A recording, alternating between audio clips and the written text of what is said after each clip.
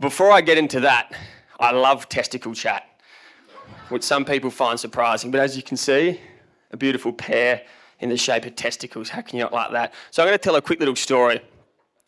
Just been told you had advanced cancer all through your body. 21, living in Canberra, a lot to take in.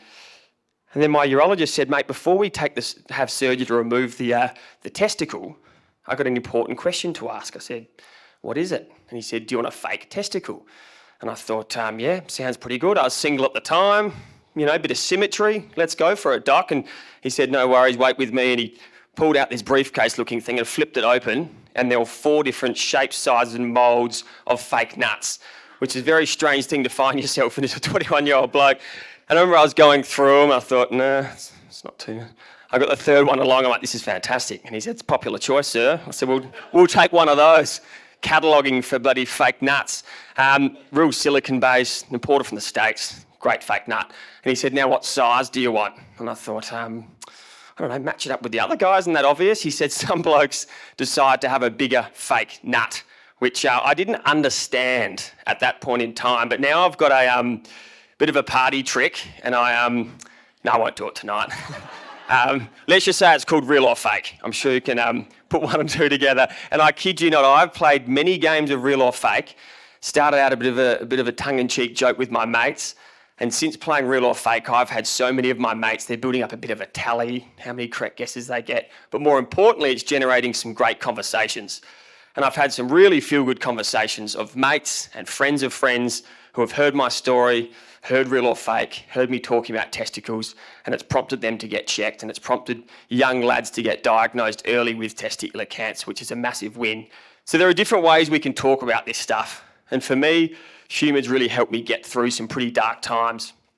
But as I mentioned, unfortunately, I didn't get in early, and I didn't go off to the doctor with that little frozen pea-sized lump. So upon graduating, 22 at that stage, I'm pictured there with my twin brother.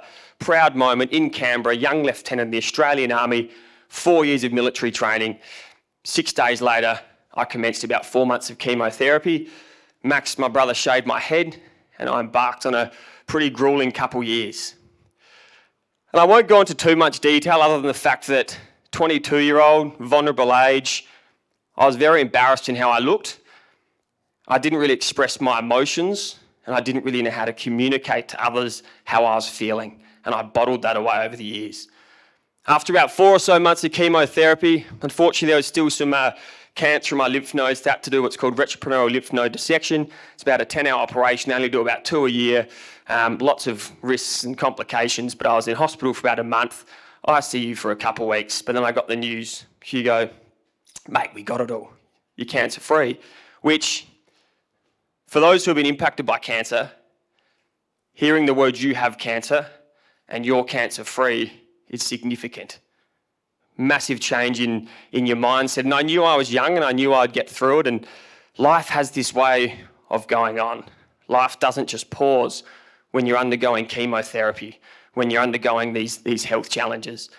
And for me, it was embracing the things in life that I missed out on.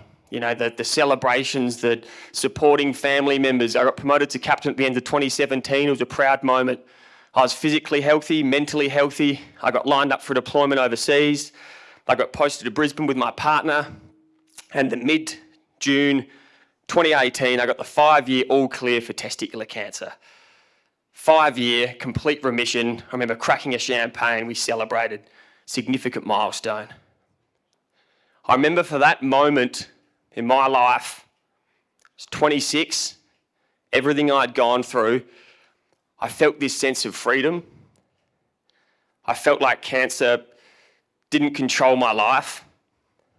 The routines, the schedules, the doctor's appointments. And for the first time in a long time, I was really happy. But unfortunately, life can be pretty cruel. And that feeling of happiness, that feeling of freedom was pretty short-lived.